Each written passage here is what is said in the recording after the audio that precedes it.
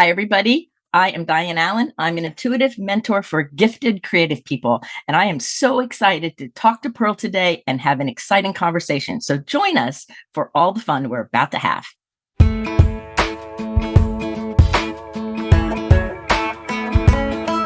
Hello, sunshine, good to see you again. Had to walk out to let you back in. Stuck in a storm of a relationship. Lost my fire. Oh, and I forgot about me for way too long. But it's rolled on. Now there ain't no shade around here. Once you leave the clouds, you're under. Ain't it funny how there ain't no rain or clear? Why'd it take so long to leave you in the rearview mirror? Now nobody gonna steal my sunshine or turn my blue sky gray. All I know is at the end of the day, wildflowers grow when there ain't Hey no everybody, it's shade. Pearl, and I'm so excited to have you guys on today with us. And we are on Conversations with Pearl. And you know, I'm the owner of Women's Successful Living, where I love to help you find your Shiro power within. And today we have a really special guest. So if you follow us, you know that at the end of every session, we do something special, and it's called our Better Question, Better Life cards. And today we have one of the co-authors of the cards, and I can't wait to you guys to meet Dianne A as we talk with her today. She is amazing because she brings her technically eclectic style when working with gifted, neurodiverse, and visionary adults, teens, and families. Through her knowledge, raw experience, education, and decades of serving creative and smart people, Dianne has crafted unique and inspired ways to bring out the best in everyone. A born introvert, Dianne uses her creative genius and intuition in combination with her education to offer unique programs that has that special touch. So she also is the host of Someone Gets Me podcast and author of 7 published books that complement her life's vision to inspire and offer hope. Dianne, welcome to the show today. Oh, thank you, Pearl, for having me. I'm so excited to get to have this conversation with you. It's so fun because everybody knows that we do the cards, and they've met Carol on another podcast. So now I have you on. It's so great.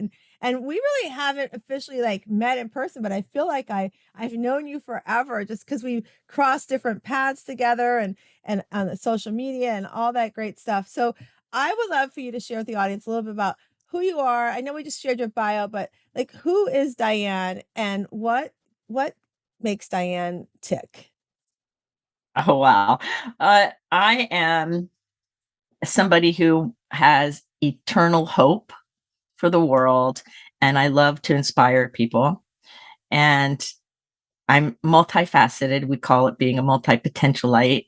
And so I'm into, my hands are into lots of things. That's why I have a podcast and I have books and I quilt and I race sailboats and I do all different kinds of things, because I really believe that a multi-diverse kind of life with lots of nuance in it is valuable. I a funny story, when I was like 17 or 18, I was starting my career as a mental health person. I'm credentialed in mental health and substance abuse and all kinds of things internationally for years. And in the very beginning, I had this voice in my head and it said, learn everything you can. You're going to need it. And I'm like, well, I love to learn. So that's cool.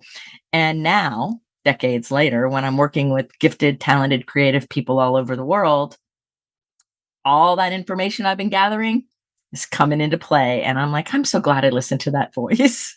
So I just like to see people happy and stop pathologizing their lives, like it's time to let go of the pathology and realize you're okay. It's going to be okay. There's just a different road maybe or something, but it's solvable. I love that how you put that, because we do. I remember growing up too, we have these voices. Like I had the voice that said, you're gonna go be a teacher. And I was like, okay, yeah. And I didn't have great educators that when I graduated high school that could help me understand how to get into college with help. My parents were clueless on how to do that. So I became the school of hard knocks. And like you said, I learned, and I've gotten my coaching degree and all that as I've gone along. And I love how you shared, that we have to listen, that we have those voices in us that we don't tune into often. And I think it's powerful you shared that. And we're going to get into that. But I want to know, okay, you guys, when you're on the podcast here and you're listening, we talk a lot about self care. So we're going to do a little reverse, because Dianne, You like to go sailing. Did you say racing with them? I was raised racing sailboats. We lived in Sarasota, Florida, and I hardly went to school on a Friday or a Monday because we were delivering the boat up to St. Peter, Davis Island to Tampa, and then coming back. So it's an 8-hour trip on the boat. And from the time I was very young, I've been racing boats, and it is the second most dangerous sport in the world. It requires physical finesse and power and creativity. It requires all of us. And when I first started, the only women racing was my mother and me. And there were no women racing boats then. The only women on the docks were wives and girlfriends and family members. They weren't actually getting on the boat to go race. And um, I'm so grateful for that experience. Yeah, well, I was just gonna say because I don't it's very rare that you hear about women, racers, at our young age, right? And now there's so many great women that are doing this sport because I know my son who passed used to love to watch it and we would sit down and watch it sometimes the races and all and then how cool is it we're going to come out at the Super Bowl, but how cool is at the Super Bowl we have all women doing the flyover now. I mean, we've Yes. come so far. It's so fascinating. Yeah, it's amazing. It's wonderful. I go out now and I sail, and one of the boats I race on has a real mixed crew. It's and sometimes there's more women than men on the boat, and it's beautiful because I remember I was one of the guys growing up. Like I was not treated any differently. In fact, one time we were on the boat and my brother was steering, and the other the other guy who was trimming the boat along with me, we had the same position, and we had to work together. And he was weaker than I was. I was physically stronger than him. And my brother said, "Even my sister can do it," and stuff like that. And it's like, but I never really realized that like I was supposed to be like the girl. Like I was just one of the crew. I was accepted as one of the people. And it was many years later when I really started seeing like all the differences of the way women get treated or did get treated, because I wasn't treated that way. I was totally accepted in my sport. So I'm really grateful for the people around me, from the very beginning. Yeah, and I think that's important too, as we're talking today, is that for the listeners and to women in general to understand that, you know, as we're raising, I talk often about raising our young adults now to let them start thinking. You and I both are in the self care, the mental fitness realm, and to start our kids young to understanding that nothing can hold you back. It doesn't matter who you are, what race you are, whether you're gay or straight or whatever it is, you can do whatever it is you want to do.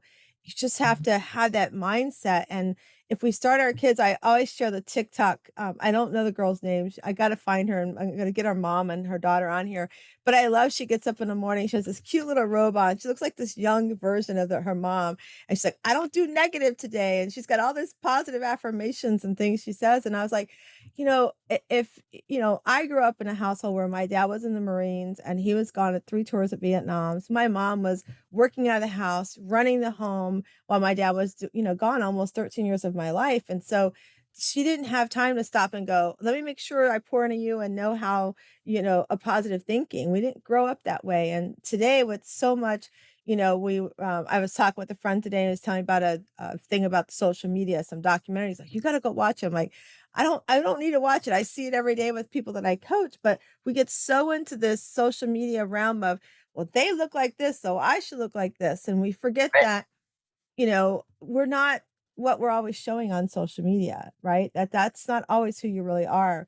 I saw somebody posted yesterday that said when they go out to eat, no matter how bad the service is, they always give a great tip because they what they said, and it's a great example. And I was like, wow, I never thought about it that way. Is that you don't know what that person's gone through that day coming into their shift, and I think mindset plays a big role in how, like you described being on the boat. It's you weren't treated any different, and our mindset allows us to realize that we have that potential and don't be treated differently. Go after, don't let anybody box you into anything.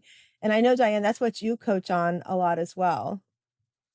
Oh, I do. I actually do mentoring, which is different than coaching. So I'm more of a mentor. But I had an assistant one time years ago, and he was really cool. And he said to me one day, he was cooking my lunch. My office was this huge house, and one of his things was he would watch the food channel and then copy the recipes taking out all the fat and everything. And then I would try them, and I worked a lot. And so he would like put food in front of me and make me eat and stuff like that. And it was this ongoing joke.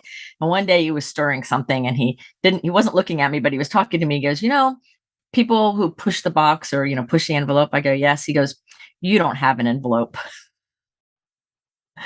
And I was like, you're right. I don't. But I never really saw it that way. I didn't know it then, and so I look back and there's these moments where people said things to me that were reflecting back to me this light about me that I didn't even know because I was just living it, and I still laugh about that comment because he's right.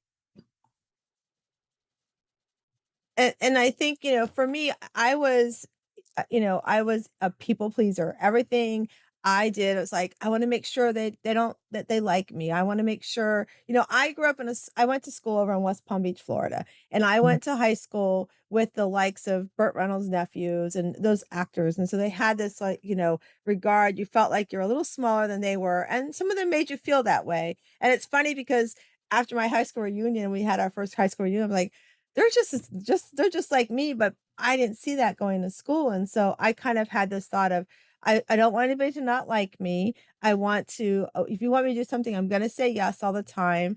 And, and then when I got my feelings hurt, I never expressed how that felt or anything. I would bottle it up inside until I blew up. Right. And I remember when I met my husband, he, he was so funny. He used to, we have this disagreement. I mean, I grew up in a house, if my parents did not if they had an argument, they would not talk for 2 weeks, and all of a sudden everything's fine, right? And so that's all I knew. So when my husband and I would have a disagreement or I didn't like something he said, I would just shut down and ignore him. And he would go, I can't answer or address what's bothering you if you don't tell me. And I would just like, just ignore it, shut down. So he got smart. He started having my conversations for me. And then I was like, that's not what I would have said, And so I learned because of him, like, to step out of that box, is to open up my envelope, like you said, and become who I am. And it took me a while. I didn't, I was very young, 19. It took me quite a few years to figure it out. But once I did, I realized I have to stop doing this people pleasing. I have to stop allowing others to determine my pride, my joy. And so that's when I started really delving in deep, and I took a pebble. I had to put a pebble in my pocket, Diane, and I had to move it once, 3 times a day to say no to something, so that when I said yes, it meant that I really was saying yes to that, right? And Yep. so, yeah, and so as a mentor, like, walk us through with some of the folks that you mentor and you help. What do they expect when they come and they're working with you? Well, what they always say is, well, the first thing they say is someone gets me. That's why my podcast is named that, because I listen very deeply on levels that most people have never been heard.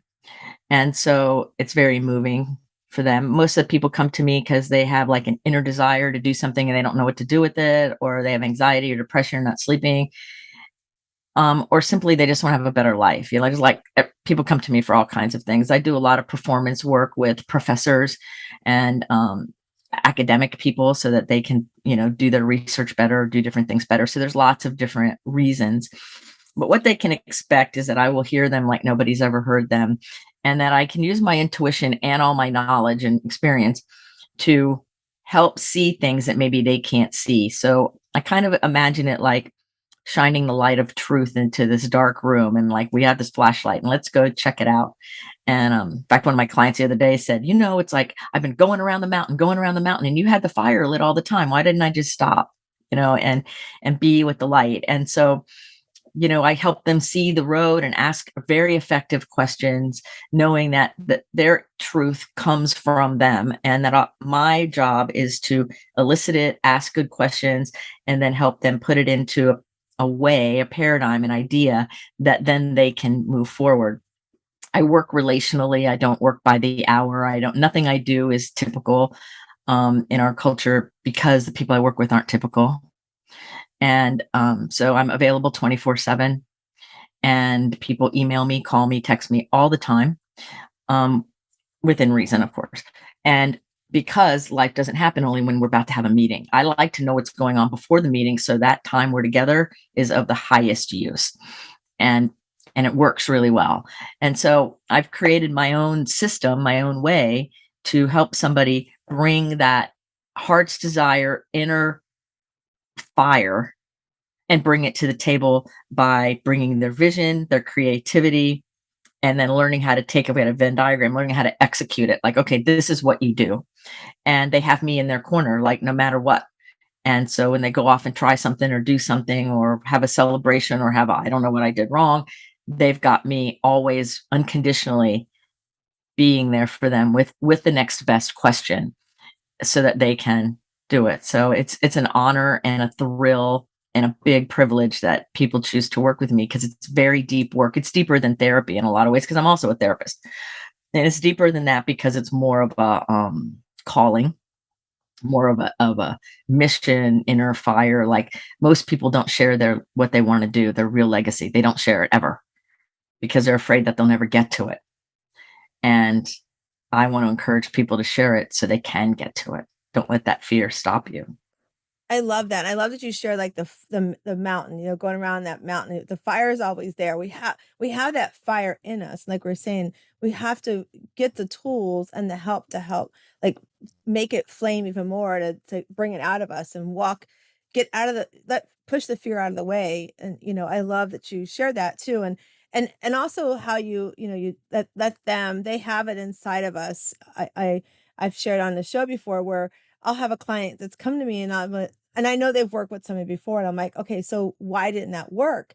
And they'll often say, well, they told me to do everything right and they led the way, they coached and all this but their life wasn't an example. And I was like, okay, so we would go through. So what are you expecting from me? Because my life's not perfect and I'm very honest with that. And if that coach told you that they did everything perfectly, rightfully so, you should find somebody else that's going to help you because everybody's life is not perfect. I've lost a son.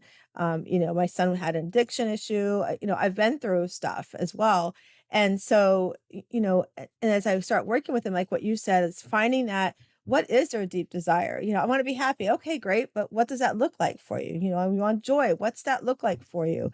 So I love that you share that and like dig in deep into that because we often don't, we just kind of peel the top of the layer. We don't often get right to the bottom and open up the onion all the way. And I think that's a powerful way of coaching and mentoring and to help somebody get to that and then like you said too, having somebody in their pocket, often that's one thing that I used to coach for Dale Carnegie when I lived in Virginia.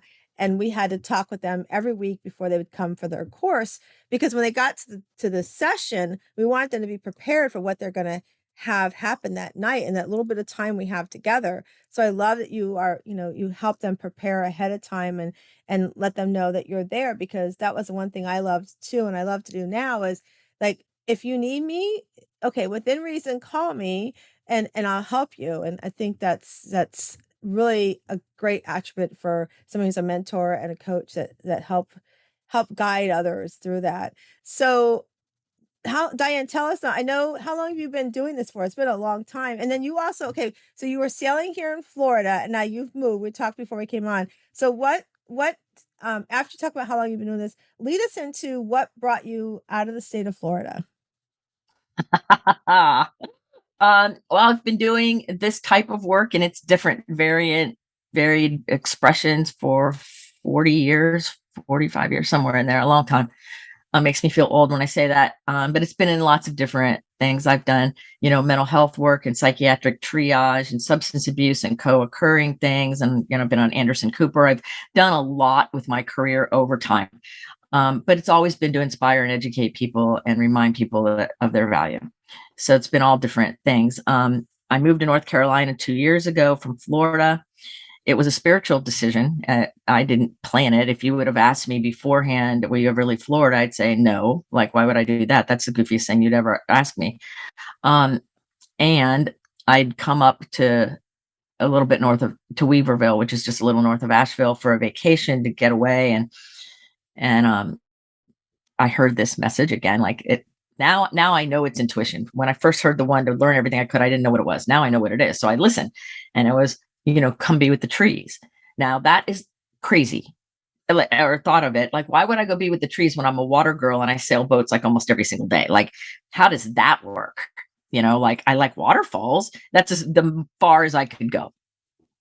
But it was really, really hounding me to do that. So then fast forward a little bit longer, one of my really good friends that I met in Florida had moved up to Winston-Salem, which is where I am now, to take a job. And in the meantime, her mom passed away and she was really struggling. And I had moved my business to an all virtual business well before COVID. So I was already either doing home visits or online. And as I have clients in more than one continent. So I mean, so I had already done all that. So I said, well, as long as you have internet, I just come up there. I'll see my people when I'm up there. She's like, okay. So I just drove. I didn't even really know where North Carolina, Winston-Salem was exactly. I looked on the map. I'm like, all right. So we went for a ride around and she's showing me different neighborhoods. And I'm like, I love this place. Oh my God, I love this too. Oh my God, I love this too.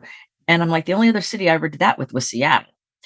And I'm like, and she goes, there's 5 universities, including North Carolina School of the Arts. It's the city of arts and innovation, which is totally my thing. And I'm like, well, all right then. So then I saw a real estate person, put a couple offers in on houses and didn't get any of them because it was right at the beginning of all this crazy housing stuff. And then I left and she found the house I live in now.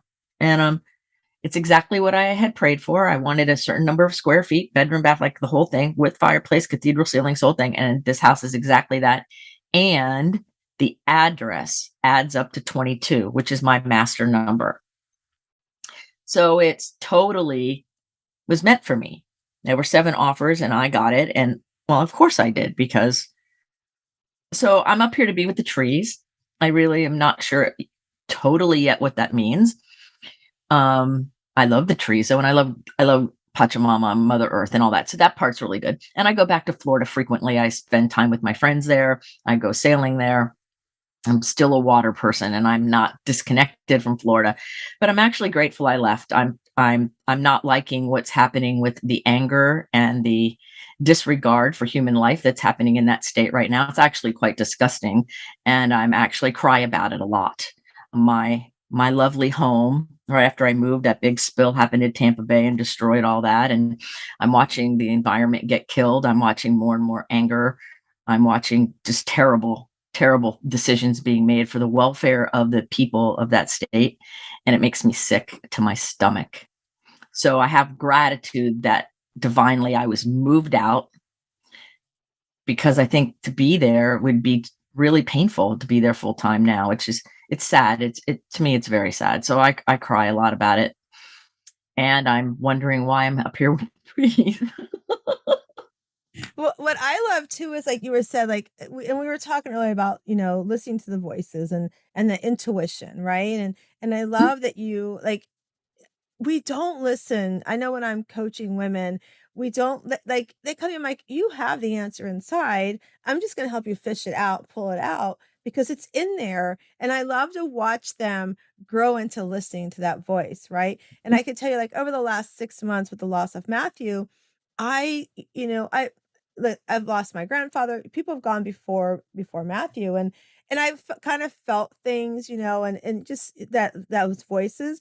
But like in the last 6 months, it was so funny. My husband, I was like, "Did you see that?" Like he's like, "What are you talking about?" Like I could just feel things. Like I tell him all the time. I'm like, I feel him around me, and some people go, "That's just because that's." I'm like, no, I believe that there's things that guide us, and coming here to Florida, we left Virginia. We were in Virginia for over 13 years. I was a top 5 mortgage broker in my company. I was the number 1 female in the company. I was doing very well, but I wanted to spend more time with my kids, but when I got here, I realized I did not want to be a stay-at-home mom because I didn't like the drama of the PTAs and things like that. And so I started on this venture of, it started out with losing 60 pounds and then I decided to become a life coach, and so, but listening to those voices, like, I know things are already ready for us, right? Like I often talk here on the show that we come into this world, no matter who you believe in, you've got a talent in you. You've got great gifts within you. And if you don't learn to find them and fine tune them, you're cheating yourself, but then you cheat me and others because I don't get to receive those great gifts, right? And that manifestation, I so believe in manifestation. And like you said, Diane, like you saw, all those, the 22 and all those signs were there to be there. And you follow that, because oftentimes we don't follow and listen to those things, especially that are in our gut, that we know we should listen to, but we choose not to listen to, right? And so I love that you do that. And I always tell everybody, like right now, we're working on some really cool stuff. We have what's called our Shiro League. It's a community of women. We meet Sunday evening from 8 to 9 p.m. Eastern time. And we're working on some things in there, which I'm going to ask you some questions and a little bit about what we're doing.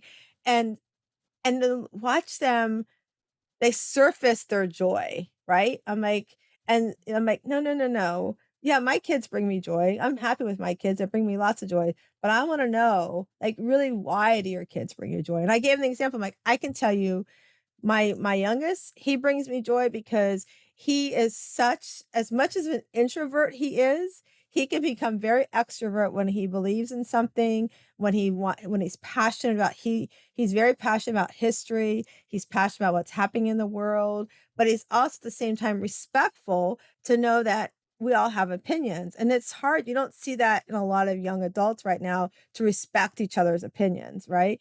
And so I really believe that tool and the manifestation and listening to our gut. Is there a time, Diane, when you didn't listen to your gut and you go, "Oh, I should have listened to that"? Oh, thousands of times along the way. There's been multiple times where red flags would go like, watch this. This is not safe. This person, watch this motive, undisclosed motive, stuff like that. And I'm like, oh, well, that doesn't really matter. I'm just going to do my thing and it's okay. And I see it and it always blew up in my face. And before I called it intuition, like it was 1983 when I had an experience that secured the fact that I'm listening to the voice. I know it's intuition. I know it's higher guidance. And I really didn't care. And I still don't care what anyone says about it. Like you can argue with me about it. And I even say I will follow it, even and especially if my human self is resistant. Like, because I know better, I know that there's something greater and I'm going to follow it because when I don't, it's not pretty. And I'm kind of tired of that. So there have been lots of those times. And there's been times where I had a really cool, like, intuition, go do this or go check out that or whatever. And I didn't.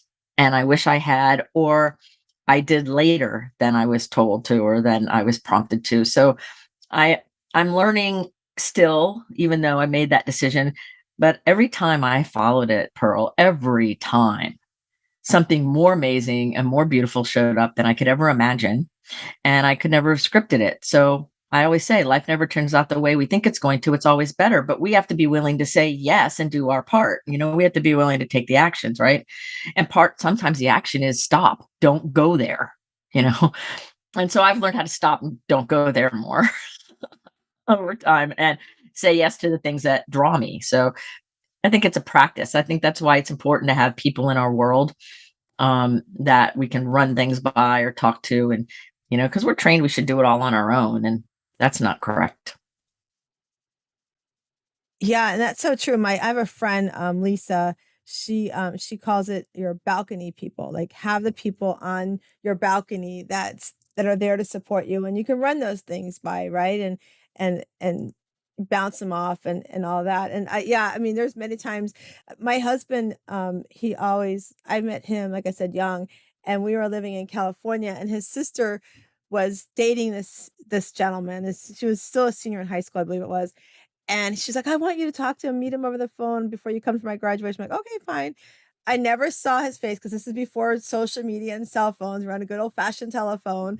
And we hung up and I told my husband, I go, you need to watch him. And he's like, "What are you talking about?" I'm like, "You need to watch him. There's something there. I just have a bad feeling. I'm not sure that I like this guy." And I, of course, said nothing to my sister-in-law. And sure enough, a few weeks later, he wanted my in-laws to buy a car for him and just all these things. And my husband's like, "Wow." And then, there'd be other things that would come up. And I tell my husband, "We need to be careful about this." And he's like, "Okay, I'm going to start listening to you because your gut and your intuition, I mean, even to the degree that now, like I've started to say before, like the night that my son passed, we had spoken to him like probably 20 minutes before he passed. He butt dialed us by accident. And he swore to us that he had an Uber, and unfortunately he didn't have an Uber, so he'd made some choices that unfortunately contributed to his passing.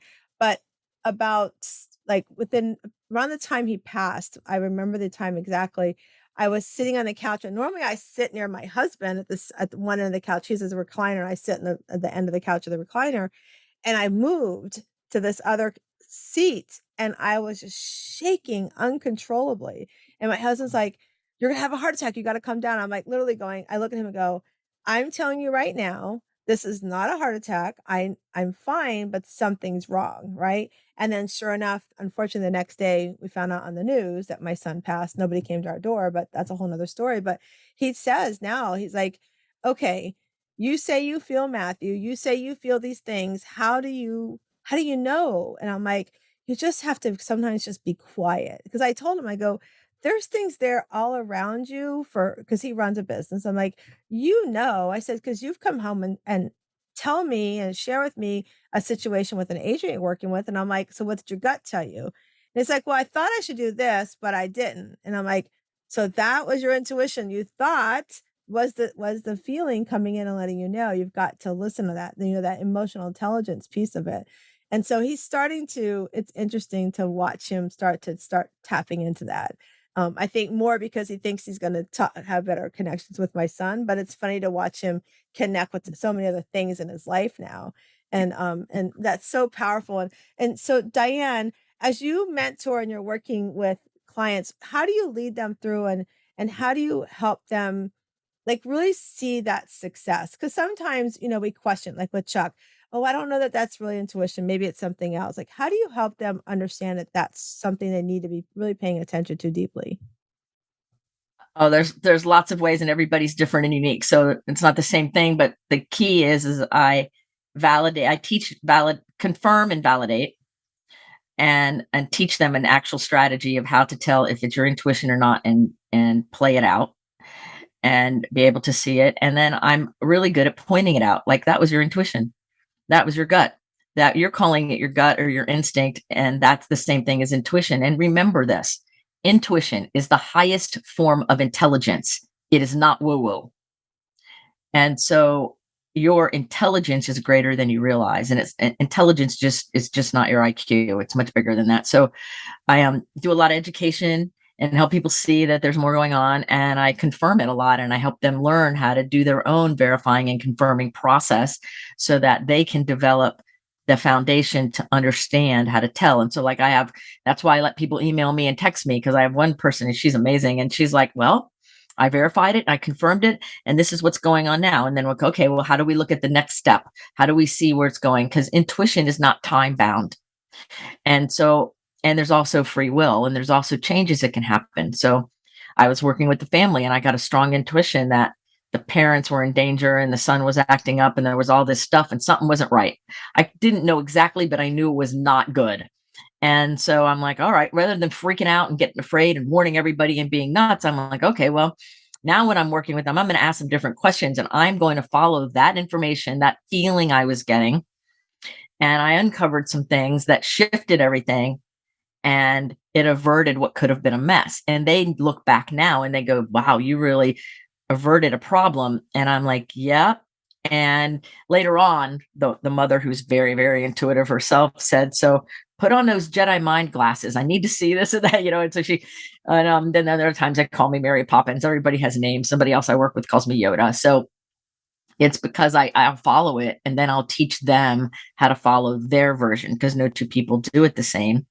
And so once that person begins to get some confidence, and you get confidence because you're competent, and you have to build competence by learning the strategy, how to do it. So I kind of translate it into their language. So I was working with a whole group of neuroscientists doing a retreat. I thought this is a perfect way to ask if they use their intuition, right? The nerdy, geeky researcher people. And so I said, "How many of you all use your intuition in your work?" Immediately, everyone in the room raised their hand and said yes, and laughed. Of course we do. And I was so happy to hear that, because of course they do. And they could identify it, and they knew how to verify and confirm what their gut was telling them for the next part of their research. That's where the power is working it together, not to the exclusion, but in the concert with all the rest of our other intelligences. And so it's fun. I love to teach the process so that people can gain their confidence and then see their joy. And I'm like, and I celebrate with everybody, like, yes, this is so cool. You got it. You know? And I know it's so rewarding to watch, and it's those that are not watching, you'll have to go see on YouTube. Like Diane's face just lit up with that, because that's so rewarding is to watch people come into themselves, come and recognize those talents that they have, and recognize that, yeah, that's your intuition, that's your guidance, giving you your roadmap of where to start, and to learn to tap into it. And you're right, it can certainly change things in your life if you listen to it. If you really pay attention, it can make big, big changes. And if you don't listen to it, like you were saying earlier, Diane, it can make things change the way we don't want them to change either. And it's so, so powerful to share that. So I want to talk to you what we're doing in the Shiro League right now. So, excuse me, in the Can I, Shiro League. can I add one thing really Yeah, quick? yeah, go ahead. This is so important, I think. Intuition is not good, bad, right, or wrong. And it's not telling us what to do that's good, bad, right, or wrong. It is simply acting like a GPS and giving us information, and we get to choose how we drive. And that's where our power is in that choice. Here's the information. How are you going to do it? And it's not linear time, and so that I think is where the magic is. I so agree with you. And then also too, on top of that is if you're not sure, somebody like Diane, as a mentor and coaches are, always ask for help, because if you're not sure, it's so important to get help, because once you start understanding where that GPS is leading you, life can be so amazing. It can just Oh, be yeah. so, so amazing. I just love it. Okay, so right now, one of the things we're doing in the Shiro League, everybody starts out the year, they set goals, they set visions, they do vision boards, all that stuff. And we do those too, but we haven't started our vision. I do vision purses, Diane. I believe if you can carry your vision on a purse with you out in the world, that energy for what you put thought and process into is going to help be with you all day long. But to get to that vision purse, I want you to break down really what it is you want on that purse or on that vision, right? So Right. right now, one of the things we're working on over the past few weeks is what brings us joy first. So, and like we were talking a few minutes ago, and it's not just the foo-foo stuff. Oh, the sun, the weather, like you're describing sailing. Like I could see that brings you joy, and you broke down why it brought you joy, right? So right, if we were to say, Diane, make your top 10 list of what brings you joy, but tell us the top three. What top three would be on your list right now, and why do they bring you joy? Oh, that's fun. But first, let me define for you how I experience joy. Um, I believe that joy is our natural state, and that anything other than that is an altered state. So for me, what brings me joy is an taking off of the veil of something that was covering up my natural joy. So I'm not looking outside of myself or finding a thing or whatever. Like, I don't have that worldview. My worldview is, okay, well, what can come into my life that will resonate with the joy that is me, and kind of get rid of some of the static, whatever that would be. And so then that would be nature in all of its beauty, whether it's hugging a tree or a waterfall or racing a boat or laying in water, all forms of nature. I have selenophilia, which is a love and respect of the moon. And when the moon is in certain phases, I just go and just hang with the moon. Like, I love that. And there are ways to connect on deep levels. Like, people who follow me on Facebook notice that every once in a while I'll put up a flower and I'll just hashtag joyful moments. And that's what I'm doing. I'm just loving nature and sharing joy because there's no reason. It's just a beauty thing. So that's the big one. Another way that I experience joy is by being creative and letting whatever inside of me show up in in ways I never expected. Like, I learned how to quilt about 7 years ago, and now I love quilting. I've always sewn, but not like this. And I even made a set of quilts that all matched for a family I worked with as a gift for them. They're amazing, and I love quilting. And it's creative because it takes the right and left hemispheres of your brain, and it actually requires your brain to harmonize. And I'm like, therapy. This is perfect. And I also use my creativity with my writing, and because I have all these books out, and I have two more getting ready to come out, and I love to create just about anything. I have 3 podcasts. Someone gets me this big one, but I have 2 others.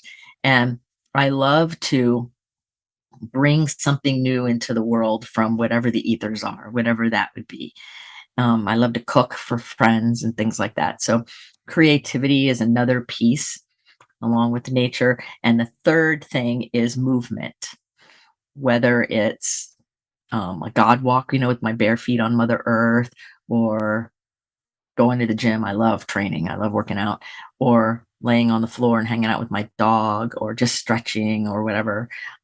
Like even my chair, because it moves. My chair is mobile. So even when I'm sitting, I'm moving because I love to feel the essence of my being moving through space. Like I love that experience, whatever that is.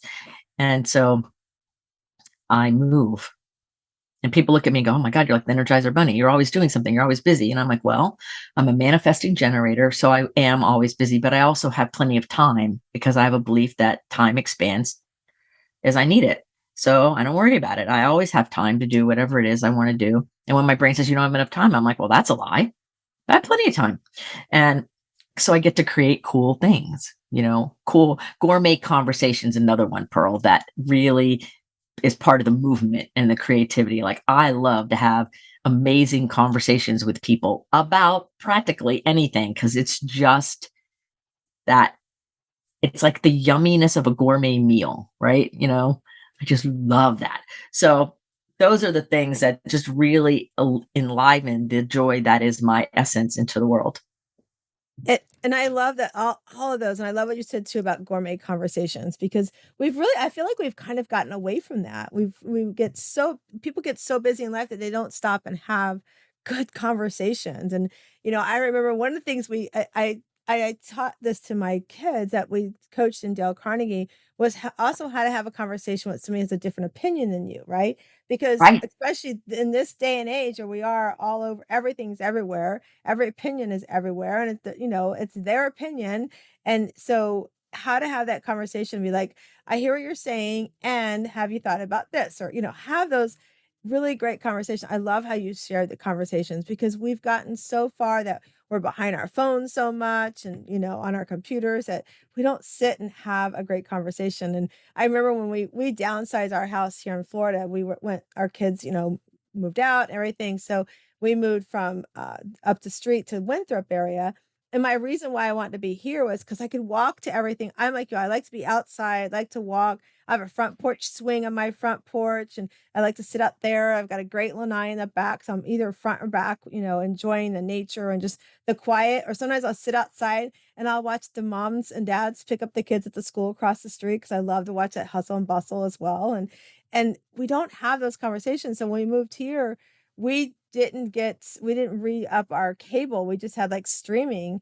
And it was great because my husband stopped watching the news on the TV all the time. I was like, turn that news off. I'm tired of the news.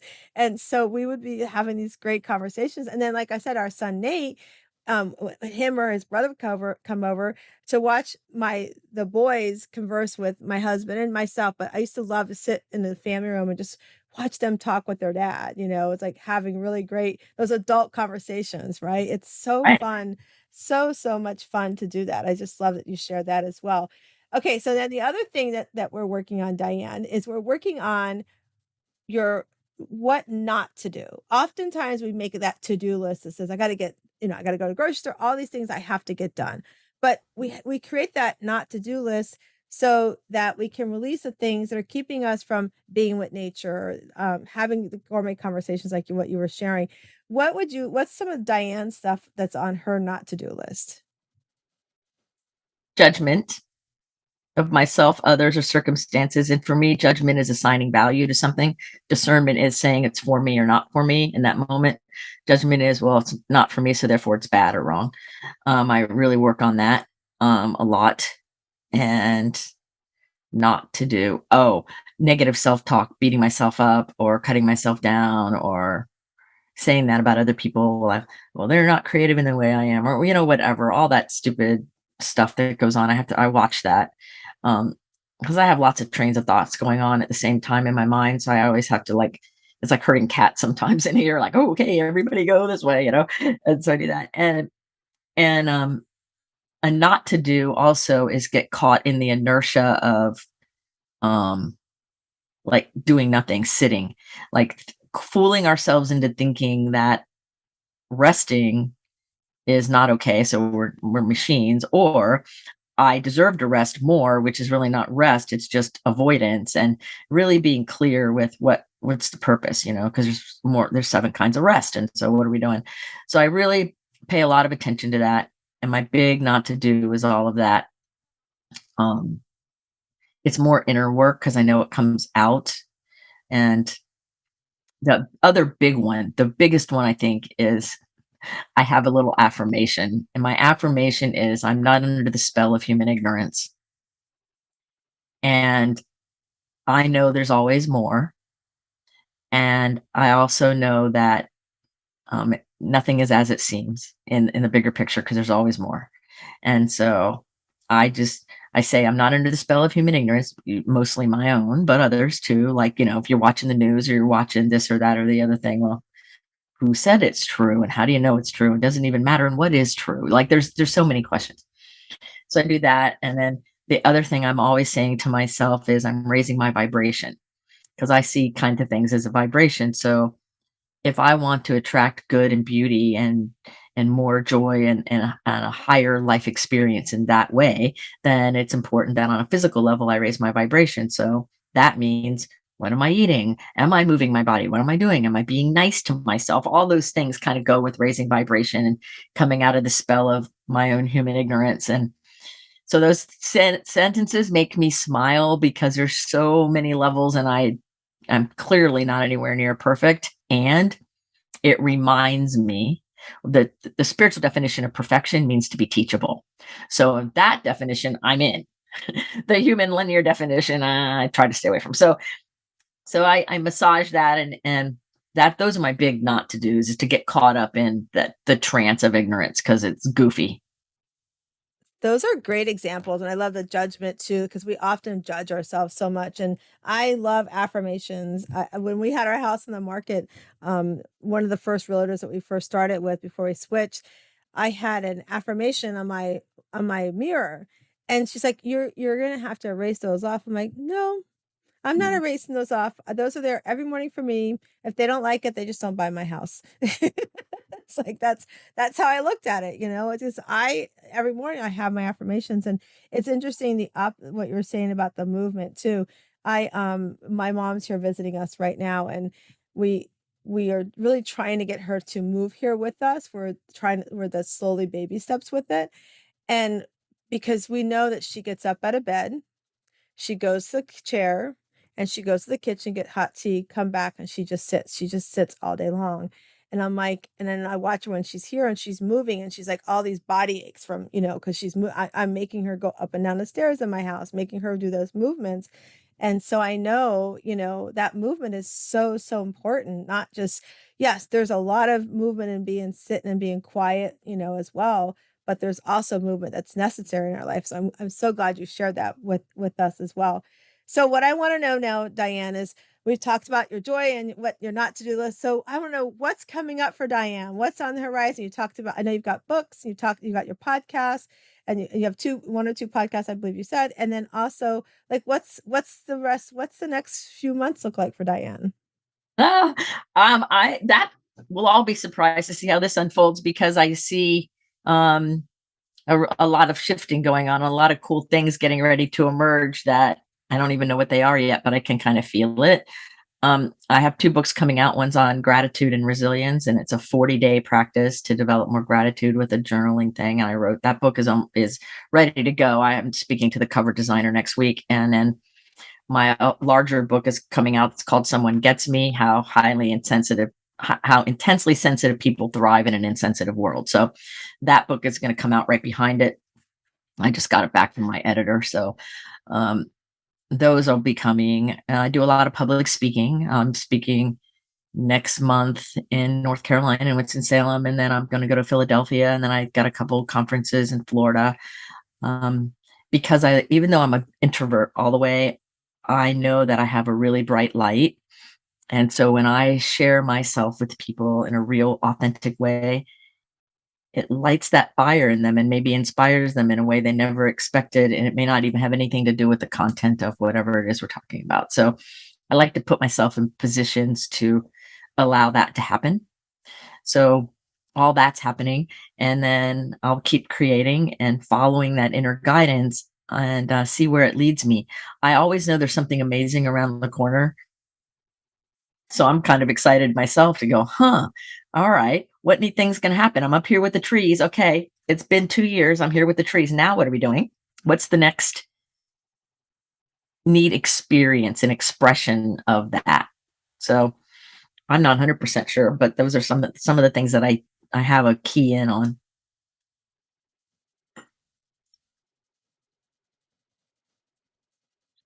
I said those were exciting things. I love that too. You talked about, it's going to come. You know that it's coming, that manifestation and that belief.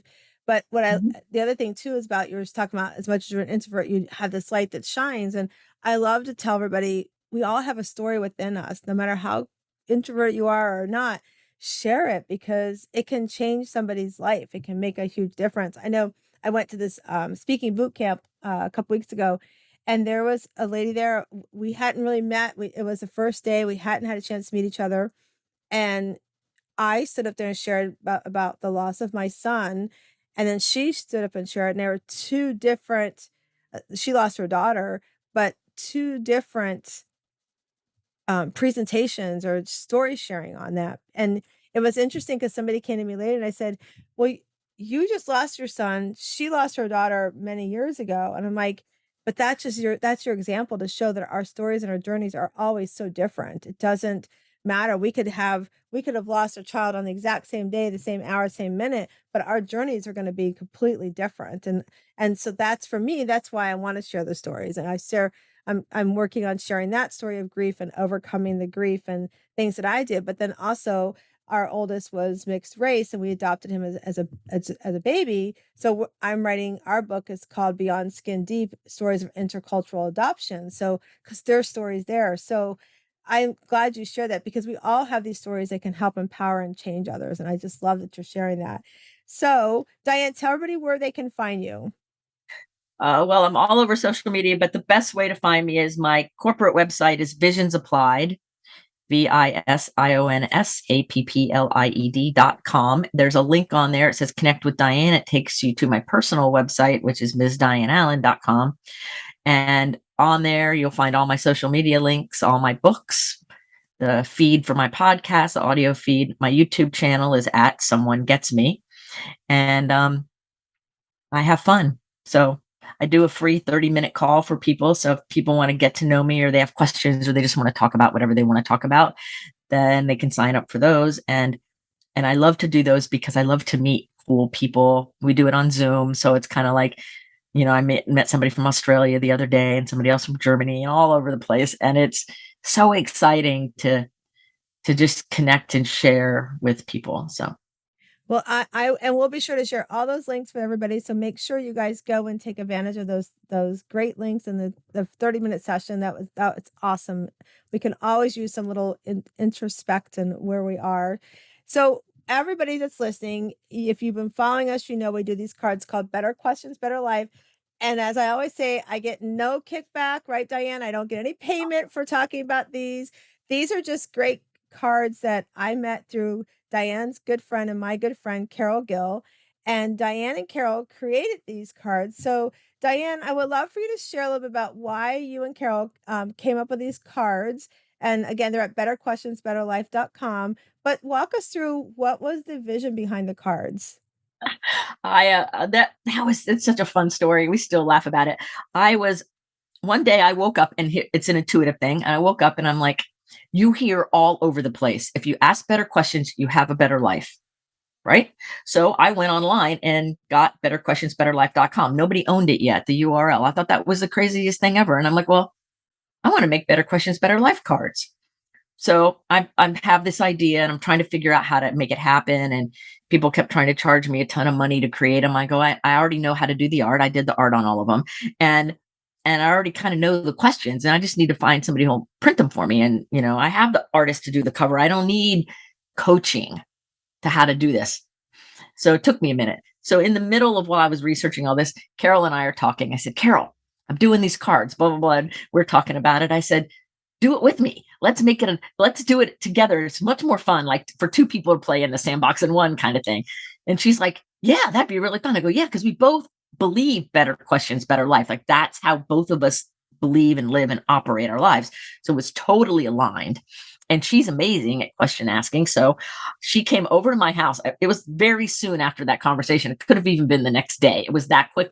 And we sat in my living room and I said, well, let's have a master numbers that are 77 cards on purpose because of double digit. And so then we just started writing all the different questions and we changed some of them out and we added and we played around and massaged it until the two of us were like, these are really fun and really good. And so then we created them. And it was just one of my most fun collaborations in my lifetime because it was so flow and so easy and so amazing. And Carol's just a genius anyway. And I have such respect for her, and our coming together created a synergy that they would have been okay if I did it on my own, but they are way better with the two of us and our view of helping people really ask better questions. And so then they were born. So we ordered them and they were born. And I love them. I mean, I use them for every day for myself for meditation. Sometimes I'll put one in the car I'll use it for journaling, or if I'm just like having a little bump in my day, I don't feel like, I need a little pick me up, I'll grab them. And then my son, Matthew, who we lost in July, I had given him a deck of cards when he'd gone off to rehab, and he was using them at rehab as well to do some journaling and such. And in fact, a deck of cards, I told Carol, went with them off to heaven as well. So he could have those as well with him. But I love these cards. And for those that are listening, again, they're called Better Questions, Better Life. And I'm going to tell you, whenever you pick a card, it's always the right card for that day or whatever. We bring these to the retreats that we do. We do pajama retreats every year in September. And this is sort of our cards that Carol will use to kind of start us off for the weekend. And I've given them to friends that do retreats and stuff. I was telling with Diane before we got on that my one friend, she did a retreat last October, and we kind of laid them off on everybody's seat. And everybody just sat there like, well, we had them pick their card. We didn't lay them down. They picked their card and we told them just keep it on the table. And then when they would open it, they're like, I don't want that card. I don't like this card. We're like, no, that's a perfect card for you. Yeah. The reason why it makes you feel uncomfortable, right? That's right. Well, I always find that the stronger reaction I have like that, there's the most powerful message is trying to come through. And so I have I stamp my princess foot, I call it. I go, and I stamp my foot, and then I'm like, okay, let's see what the cool message is. Always. I love that. Okay, so we're going to test Diane. She's agreed to play along today. So I'm going to shuffle them, and Diane's going to tell us when to stop, and she's going to answer a card. So here we go, Diane. Tell me when to stop. Stop. All right.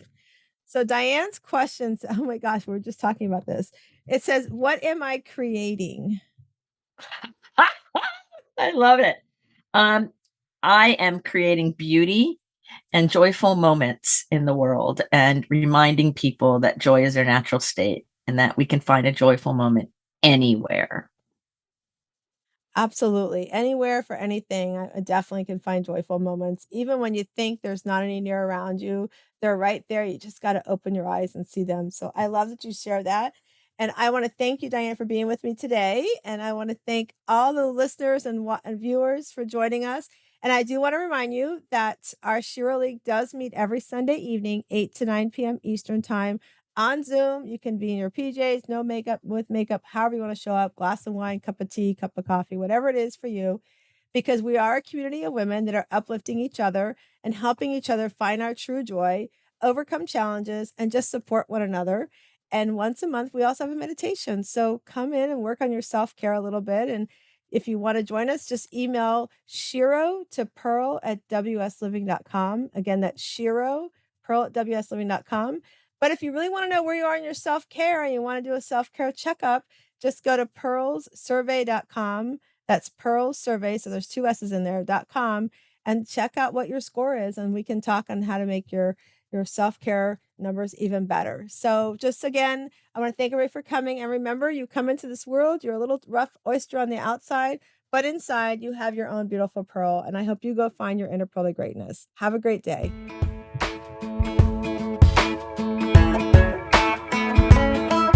Hello, sunshine, good to see